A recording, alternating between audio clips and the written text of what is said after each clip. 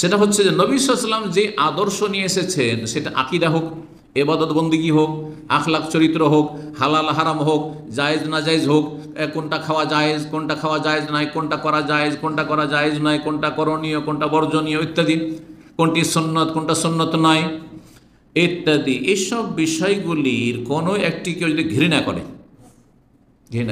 যেমন কোনো ব্যক্তি বাম হাতে কি করছে, চা খাচ্ছে, আমাদের সেটা একটা ফ্যাশন, কিন্তু কি করবে, ডান হাতে সিগারেট, বাম হাতে চা। দেখেছেন সিগারেট খোরদেরকে? জি। আপনি যখনই বলবেন তাকে, ভাই বাম হাতে কেন আপনি পান করছেন, আরে বাদ দাও এগুলো, আমি এগুলোকে ঘৃণা করি। কথা বোঝা গেছে? একজন লোক, একজন মুসলিম, মাদ্রাসা পড়েছে একসময়, কেমনভাবে মানুষ মুরতাদ হয়ে যায় আমার চোখের সামনে কথাটি। আমার তখন বয়স মাত্র 17-18 বছর।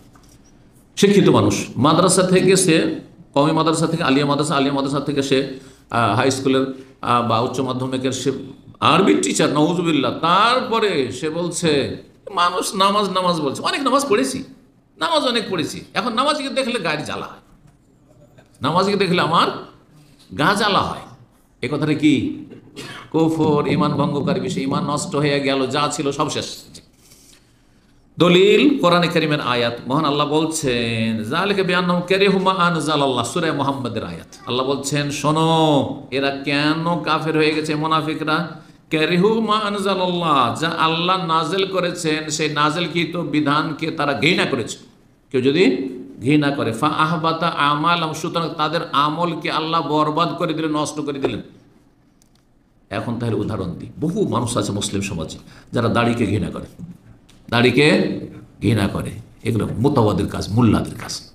হ্যাঁ, নেগলেক্টেড মনে করে। আমি একজন ভালো টেকনিশিয়ান, আমাদের দিনী ভাই এখানেও আছে, আমি ভালো টেকনিশিয়ানকে একবার তাকে বড় একটা প্রতিষ্ঠানের জন্য আমি সার্টিফাই করলাম যে খুবই ভালো টেকনিশিয়ান, কিন্তু সে যখন নিজেকে ফেস করলো এই বড় বড় দাড়ি নিয়ে, তখন মনে বুঝি তো মোল্লা হুজুর। তারপরে তাকে আর নিল না।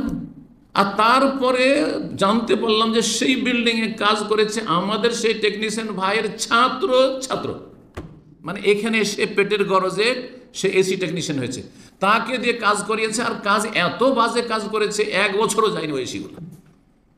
তাহলে ধারণাটা কি দাড়িওয়ালা সম্পর্কে? দাড়িওয়ালা মানে নেগলেক্টেড, এরা দাড়িওয়ালা মানে না, এই চলবে না। আচ্ছা, হোটেলে 3 স্টার হোটেল, দাড়ি নিয়ে গেছে আমাদের ভাই, ইন্টারভিউ দিয়েছে, সব কিছু ভাষাতে এক্সেলেন্ট, সব কিছুতে পাস, বলছে দাড়ি মুন্ডা এসো তাহলে চাকরি আছে তোমার। তাহলে কি এটা? আপনি দাড়িকে ঘৃণা করছেন, সুতরাং এটি কুফরি। টাকনার ওপরে কারো কাপড় দেখে গায়ের জ্বালা, কি অভদ্র লাগে দেখি। এটা অফিসে চলে?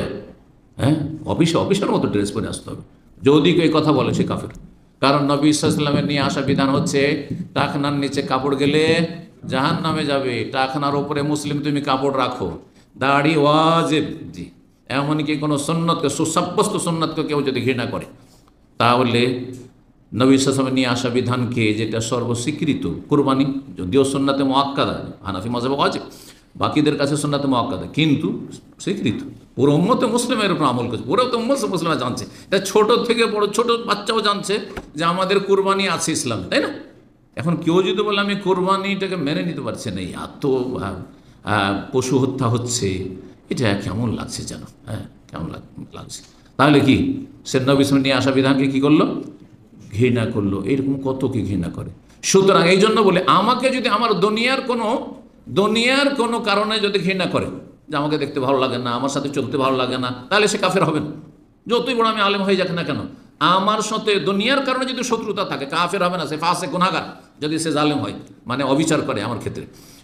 কিন্তু যদি আমার ধার্মিকতার দাড়ির কারণে আমাকে ঘৃণা করে, আমি আলেম সহি আকিদার সেই জন্য ঘৃণা করে, সহি আকিদার উপর তার ঘৃণা, কোরআন সুন্নাহর দাওয়াতের উপর তার ঘৃণা, এইরকমই আমার লেবাস পোশাকের উপর ঘৃণা, কারণ আমার ইসলামিক পোশাক, ইসলামিক বেশভূষা, তাহলে সেই ব্যক্তির ঈমান নষ্ট হয়ে যাবে, ভালো করে শোনেন। বলছেন, ওয়াল ইজমাউ মুনাকিদুন আলা কুফরি মান আবগাযা শাইআন মিম্মা জাআ বিহি রাসূল সাল্লাল্লাহু আলাইহি ওয়াসাল্লাম। এই ব্যাপারে ইজমা রয়েছে, ঐক্যমত রয়েছে, যে রাসূলুল্লাহ যা কিছু নিয়ে এসেছেন তা যদি কেউ ঘৃণা করে, তার সাথে বিদ্বেষ রাখে, তাহলে সেই ব্যক্তি কাফের হয়ে যাবে। ইমাম বহউতি রাহমাহুল্লাহ কাশফুল কেনা 6ষ্ঠ খণ্ড 168 পৃষ্ঠায় এই বিষয়টি উল্লেখ করেছেন। সুতরাং বিষয়টি এত সহজ নয়।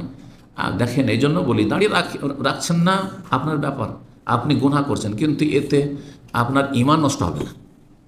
আপনার যদি 5 ওয়াক্ত ফরজ ঠিক থাকে, ওয়াজিবাত ঠিক আছে, একটা ওয়াজিব ছুটেছে, একটা গুনাহ আছে, অনেক নেকি আছে, আল্লাহ গফুর রহিম, এবং একসময় হয়তো আল্লাহ তৌফিক দেবেন, ঈমান যখন ওইরকম শক্তিশালী হবে। এরকম মানুষের আপনার কারো দাঁড়িয়ে নেই, আর একজনের দাঁড়িয়ে আছে কিন্তু গীবত করছে, আর অন্য পাপে আছে, পাপ মানুষের হইতে পারে, কিন্তু আপনি যদি দাঁড়িওয়ালাকে ঘৃণা করেন তাহলে মহাবিপদ।